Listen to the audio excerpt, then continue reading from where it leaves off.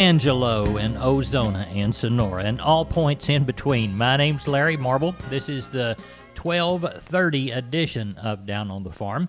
Now, whether you're listening to us on our Down on the Farm radio Facebook page, whether you're listening to us on our website, or whether you pick us up on one of the 14 Down on the Farm affiliate stations across the state of Texas within that region that I just mentioned, we appreciate you.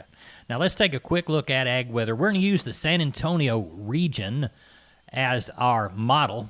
That goes from up at Dripping Springs down to Uvalde, Pearsall, Pleasanton, let's say over toward Cuero, Shiner, back up toward Edna and Del Campo, and over to San Marcos, right in the big middle of Down on the Farm country.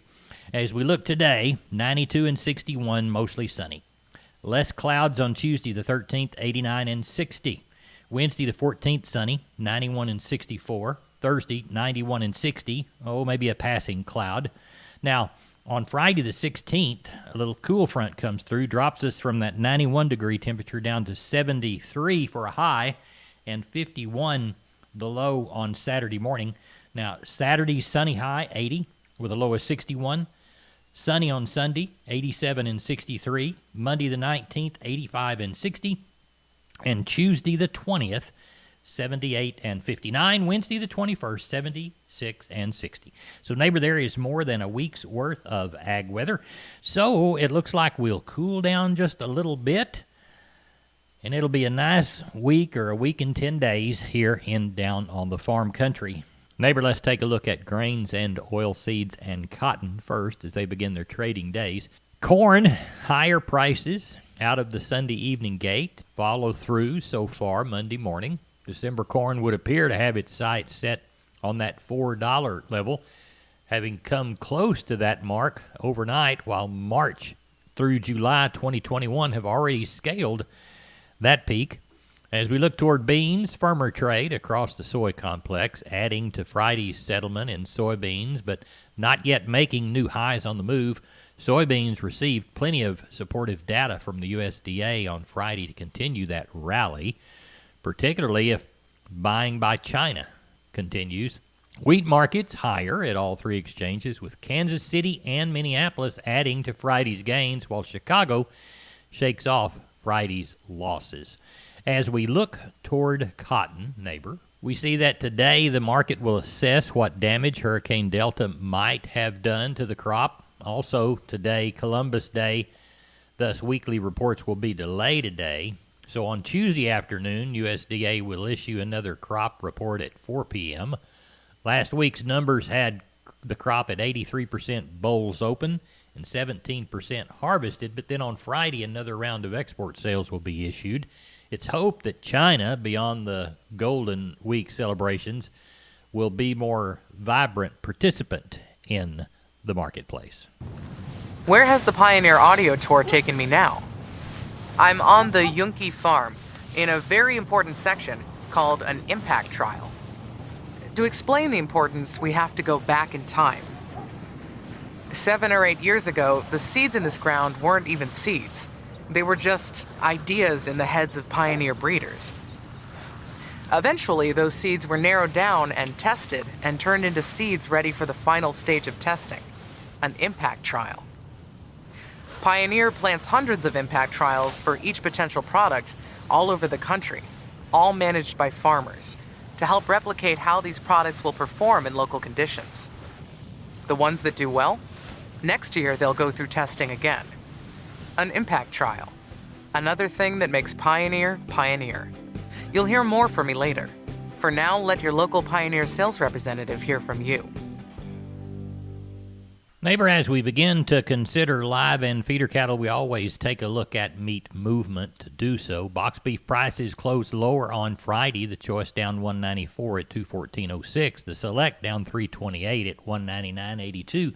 With a movement of about 124 loads, of which 75 were choice, 29, almost 30 loads of select, 11 loads of trim, and 8 loads of ground beef.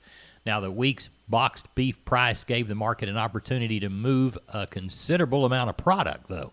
On average, through the week, choice cuts averaged $216, down $206 from last week. and the Select averaged 204, down 257 from last week. The week's total movement of cuts, grinds, and trim was 755 loads.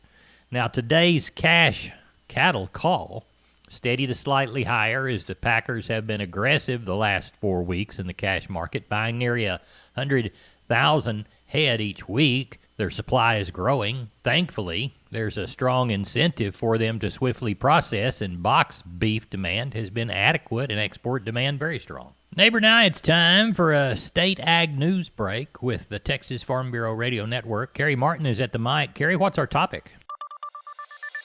Higher cash prices for panhandle corn farmers. I'm Kerry Martin with Focus on Agriculture on the Texas Farm Bureau Radio Network. Not only has the corn futures market strengthened significantly in the past couple of months, but panhandle corn farmers are getting better prices on the cash side. James Hunt has more from Amarillo. Local cash basis in the Texas Panhandle right now is probably about as high as I've ever seen it that I can recall in recent history. That's David Gibson of Texas Corn Producers, who says he's hearing of cash offers as much as 95 cents a bushel above the December futures price. Healthy interest from area feedlots and dairies giving corn growers a boost. Meanwhile, Gibson says with our clear weather of late, harvest is progressing rapidly, with some farmers as much as 2 to 3 weeks ahead of schedule. We've had no reports of any real quality issues. I've seen some pretty good test weights. I think some of the yields have been a little less than people had hoped for, but when we think back to all that heat we had during the summer, that really put pressure on pollination and grain field. Gibson expects we'll wind up with something like an average crop for our region, which sounds pretty good considering the many challenges experienced this season. In Amarillo, James Hunt for the Texas Farm Bureau Radio Network. Continuing on our audio tour of Pioneer product development, today I'm at the Napoleon Soybean Research Center in Northwest Ohio. There are 4 large structures, and of course the field around it. I'm in the field now, under an umbrella. I don't mind getting wet, but we've got recording equipment to worry about. Weather, soil conditions, diseases, pests, every location is different, which is exactly why Pioneer built this center and almost 50 like it all over the country. In fact, Pioneer has the most extensive soybean breeding and testing program in the industry. This allows Pioneer to develop varieties for just about every local condition. The Soybean Research Center in Napoleon. Another place that makes Pioneer, Pioneer. You'll hear more from me later. For now, let your local Pioneer sales representative hear from you. Wheat prices have taken a massive jump in the past 2 weeks to levels we haven't seen in 5 years. Planted acres are down, harvested acres are down, and the yield is down. And so, of course, all that adds up to a significant decrease in production. That's Texas A&M grain marketing specialist Mark Welch, who says exports are also helping to boost wheat prices. We've seen China come into the wheat market in ways that I haven't seen. I don't know how many years we'd have to go back if they've ever bought this quantity of wheat this early in the marketing year. And so our export potential and prospects look very favorable when it comes to the wheat market. Texas A&M's Mark Welch. I'm Kerry Martin on the Texas Farm Bureau Radio Network. Neighbor old Hop Sing hollered at me from down the hallway, and he's serving lunch. Big old heaping helping of chicken fried steak, some jalapeno gravy, plenty of Nanny's yeast rolls, and a cold cucumber salad, glass of iced tea, cup of coffee, soda water out of that number 2 wash tub.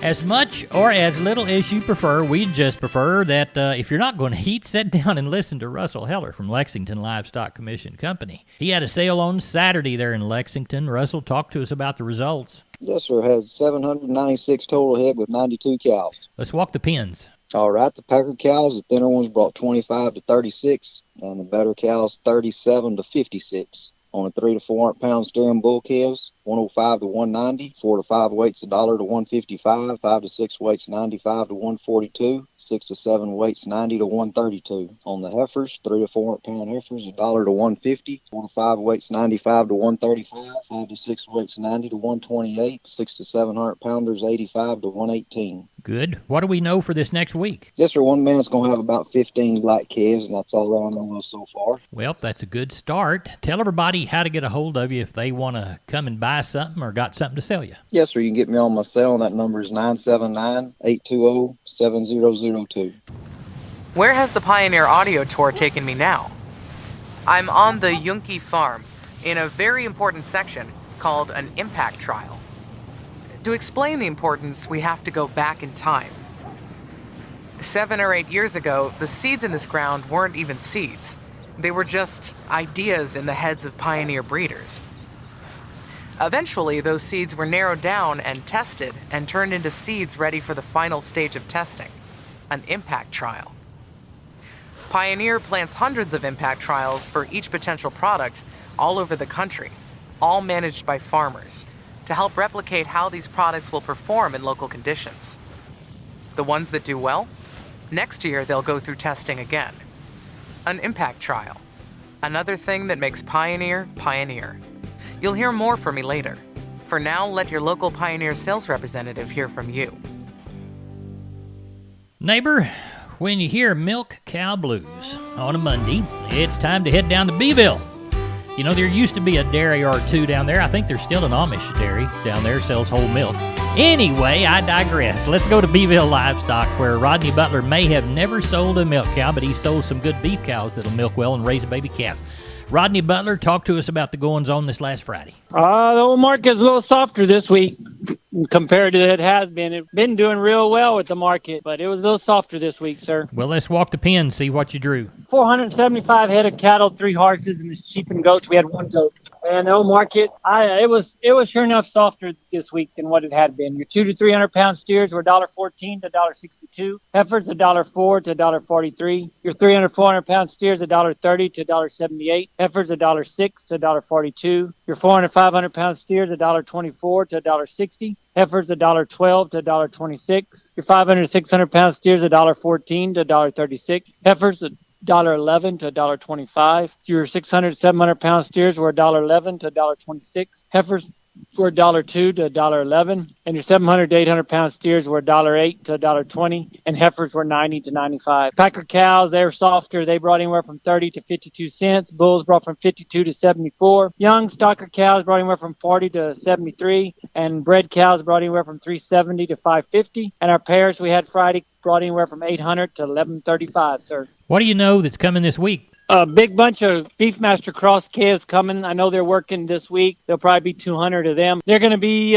some big cattle. They're going to be heavyweight heifers and bull calves. And so I got those coming, and I know of another bunch of black and Charolais calves coming this week. So we ought to have another 400 to 500 head again this Friday, but market sure is softer on them cattle. All right. Well, we'll hope for the best. Tell everybody how to get a hold of you, Rodney Butler. Yeah, if I can help you market your cattle, y'all have any questions, call me at 361-358-1727, or y'all can call me on my mobile, 645-5002. Neighbor, now it's time for an edition of the Texas Vet Report with my friend Dr. Bob Judd. Dr. Bob, what's our topic? And the word colic strikes fear in the mind of most horse owners. Dr. Rob Franklin with Full Bucket Animal Health in Weatherford indicates there is some debate on what you should do first. Historically, most horse owners have started walking their horse at the first signs of colic, and this is a good idea for low-grade colic cases. It is recommended by most to walk the horse maybe 10 minutes every hour, but not continually. I have been called out to see colic cases that have been going on for hours, and the horse has been walked the entire time. The horses and owners are worn out, and this is not necessary, as the horse needs to rest some also. Walking is helpful to prevent a mild colic from lying down, but if your horse is very painful, then walking is not going to help. The second thing to do is call your veterinarian. I feel all colics are potential emergencies and should be seen by a vet. It's a lot easier to get an initial exam and determine the severity rather than waiting until the horse is dehydrated and critical. It is important to know if your horse has an appetite and if bowel movements are occurring. However, lots of folks see a bowel movement and think the horse is okay, and this may not be the case. Horses have a very long intestinal tract, and so a bowel movement is possible with a functioning distal colon and rectum, and yet the horse could still have a serious problem. It is important to withhold food and grain initially, and if the horse is hungry, allow them to graze for 5 minutes out of every hour. We don't want to pack a lot more feed on top of an impaction if one could be present. Offer water and monitor drinking, as a 1,000-pound horse needs to drink about 6 gallons of water per day minimum. and if this is not occurring, dehydration can develop. Where has the Pioneer Audio Tour taken me today? I'll give you a hint. In my left hand, I'm holding a clump of soil, and its color? Red. I'm at Pioneer's R&D Center in Union City, Tennessee. It's the middle of July, and it's 98 degrees. I'm here to talk about the corn revolution, Pioneer's advances in genetics, breeding, technology, and testing. Now, normally when you think of corn, you think Iowa, Illinois, Indiana, Nebraska, Kansas, the usual suspects. But Pioneer knows red dirt as well as black, with research centers, test plots, breeders, and agronomists outside what we traditionally think of as the Corn Belt. This way, Pioneer can develop local products for local farms wherever they are. The R&D Center in Union City, Tennessee. Another place that makes Pioneer, Pioneer. You'll hear more from me later. For now, let your local Pioneer sales representative hear from you. I'm veterinarian Dr. Bob Judd. This is the Texas Farm Bureau Radio Network. Neighbor, let's take a quick trip over to Mason where Ken Jordan's selling cattle today. That's Ken Jordan, Jordan Cattle Auction, Mason and San Saba, and ask Ken about the sale in San Saba on Thursday. Ken, what do you see headed our direction? Well, look for a pretty good run. I've got several groups of calves we know coming, and one drag of cows. They may be just solid mouth. We'll know more about them as we get them in. Also, we do, and we're going to start at 10 o'clock. We have a special bull offering. It's featuring Martin Brody Brangus, 30 of his really outstanding bulls. Angus of Clear Creek, 20 Angus bulls. And we've also got several other groups besides those. There'll be some other additional Brangus, Angus, Bremer, Ultra Black, Red Angus, Hereford, and I got one Charolais too. All those are listed up on our website, pictures and information on those, Larry. Tell everybody how to contact you. You bet. Go to our website at jordancattle.com or give us a call, 325-372-5159. Neighbor, at Down on the Farm, we are very proud to be part of the Texas Farm Bureau Radio Network. They provide us stories through their different features each day. We also provide them with vignettes for Texas Farm Bureau Roundup. You hear us every other week on that program, the longest-lasting farm and ranch news program in the nation. This one is the Texas Wildlife Radio Report. I believe Jessica Dommel is at the mic. Let's go to him and see what today's topic is. Combating rabies in wildlife. I'm Jessica Dommel with the Texas Wildlife Radio Show on the Texas Farm Bureau Radio Network. Each year, the U.S. Department of Agriculture works to combat rabies in the United States by focusing on keeping it out of wild animals. USDA's Stephanie Ho and Richard Chipman, the National Rabies Management Program Coordinator, join us with more. Each year, our Wildlife Services National Rabies Management Program distributes by fixed-wing aircraft, helicopter, vehicle, and bait stations more than 9 million oral rabies vaccine baits in 17 states with the goal of stopping and eventually eliminating rabies in wild carnivores and populations like raccoons and skunks and coyotes and foxes. Richard Chipman coordinates Wildlife Services National Rabies Management Program. 93% of those rabies cases are in wildlife. That pretty much stays the same year after year. And why that's important is that often we get upwards of 60,000 people that are exposed to rabies each year at a cost of about $600 million. Despite the number of human exposures to rabies, only a very small number of those exposures are actually fatal. For 2018, which is the latest data we have, we tested 97,735 animals, and we had 4,954 confirmed rabies cases, 3 of which were humans. So again, there were 3 human deaths from rabies in 2018. It's quite low because in this country we are able to seek medical attention and get post-exposure prophylaxis. That report was from USDA's Stephanie Ho. According to the National Rabies Management Program, while vaccination for raccoons is the largest part of their efforts, the program has been involved in a cooperative oral rabies vaccine operation in Texas that targets canine rabies in coyotes and a unique variant of the disease in gray foxes. Nutrien Ag Solutions strives to help you lead the field by providing access to the latest digital tools to meet today's farming challenges, including best of the best innovative technologies like real-time field monitoring and data collection, plus services to help you manage invoices, payments, and crop planning. Seize the opportunity this season and beyond. Find your local crop consultant at nutrienagsolutions.com.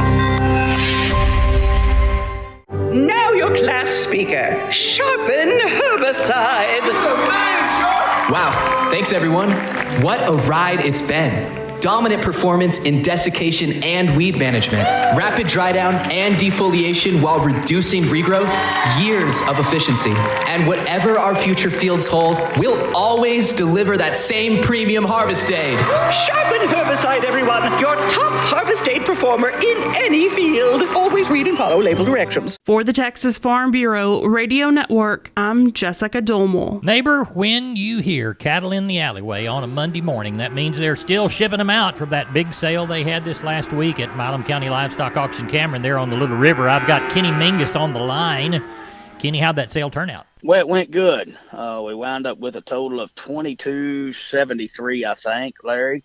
Out of that mix, we had about 300 cows, and market was a little tougher this week, which, is expected, I guess, a little bit. We're into October, so that's kind of the normal for this time of year. But as a rule, the guys stayed hooked with us, and we did the best we could with what we had. We'll start with the steers under 300, 160 to 235, 3 to 400 pound steers, 132 to 187, 4 to 500 pound steers, 110 to 180, and over 580 to $1.49. On the heifers under 300, 140 to 230, 3 to 400 pound heifers, 110 to 148, 4 to 500 pound heifers, $1 to $1.38, and over 560 to $1.25. On the cows, they added a little bit on the packer cows from last week. Had a few people buying some feeder cows, so it was probably a little better than I expected. On the cows from 20 to 54, on your slaughter bulls from 60 to 83, and had a few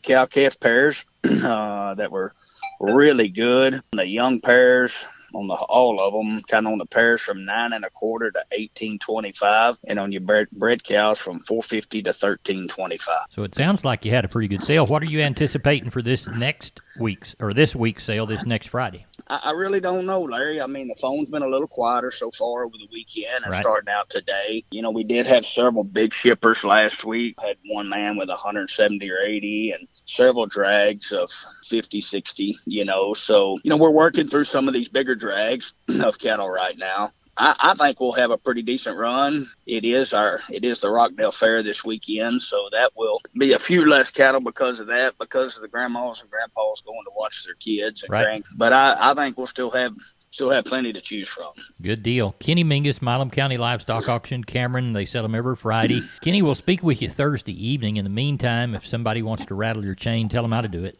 You bet. We'll be at the office from about 9 to 3 on Monday through Wednesday at 254-697-6697. You can follow us on our webpage at milamcountylivestockauction.com or catch us on Facebook. Also, if you try to contact us this week, we are in the process of moving from our mobile office into the office in the building, so there's going to be some downtime for the phone lines. Right. Feel free to send us an email or get a hold of me on my mobile, and we'll be glad to assist you in any way. All right. We'll talk to you Thursday evening. Thank you, Kenny. Thank you, Larry. Have a great week. Neighbor, I told you we'd take a look at the commodities of ag interest. Let's do this right now before we go to grains. December corn, $3.90.5, down 4.5. November beans, $10.41.5, down 24. December Kansas City hard red winter wheat, down 2.5, $5.33, even money. December number 2 cotton up 141 at 69.06. December live cattle down 220, 110.40. November feeder cattle down 75, 134.77. December lean hogs down 85, 66.72. December U.S. dollar up 45 points, 93.11. November West Texas Intermediate crude down 122, 39.38. Let's take a look at our grains, courtesy of John Tuggle, Tuggle & Company, Corpus. First, his comment. USDA released their latest crop production and supply and demand production on Friday. And while the numbers were not that unexpected, the markets reacted with sharply higher closes. USDA reduced the harvested acres, corn yield, and overall production, resulting in a production figure of 14.722 billion bushels, or 178 million bushels less than USDA's September projection. On the supply and demand balance sheet, USDA reduced corn feeding and usage for ethanol by 50 million bushels each, but with the lower stocks, beginning year carry in, and the smaller production, end of the year carry out on August the 31st, 2021, it's now projected to be down 2.167 billion bushels, 336 million bushels less than USDA's September projection. Now, for the day, which was Friday, corn was up 8, soybeans up 15, KC wheat up 6. We'll check those commodity prices here in just a minute to see how they have responded so far today. But for the week, last week, corn was up 15, soybeans up 45, Kansas City wheat was up 26 cents. Now, this week, Corpus Christi's Public Elevator and Archer Daniels Midland are closed all week for Milo trucks. Now, let's take a look at those grains, courtesy of John Tuggle, 800-288-4453. Number 2 or better Milo, delivered to Corpus Christi in October. Deese plus a $2 bill, $10.63. Houston marked the same, and Progresso, $8.50. Yellow corn through Corpus in October, Deese plus 40, $4.35. We'll call Houston Deese plus 30, $4.25. And we'll call Progresso $8.30 by the hundredweight. Number 1 hard red winter wheat through Corpus Christi in October, Deese plus 75, $6.10.5. We'll call Houston Deese plus a $1 bill, $6.35.5. We'll call Houston beans October-November delivery, November less 15, $10.50.5. And we'll call Placido November less 60, $10.05.5. Neighbor, we moved 10,280 bale of Texas cotton on Friday, 4,656 East Texas, 5,624 West Texas. Average price for East Texas, $60.64. Average price for West Texas, $63.64. So on those 10,280 bales, Texas averaged $62.14. And neighbor, we have put together and brought to a close this edition of Down on the Farm. We appreciate you listening, whether you were listening to our live stream either on our Facebook page or our website, or if you were listening on one of our 14 affiliate stations. We appreciate that. We are the best darn farm show in 200,000 square miles of the great state of Texas. We are Down on the Farm from Abilene to Alice.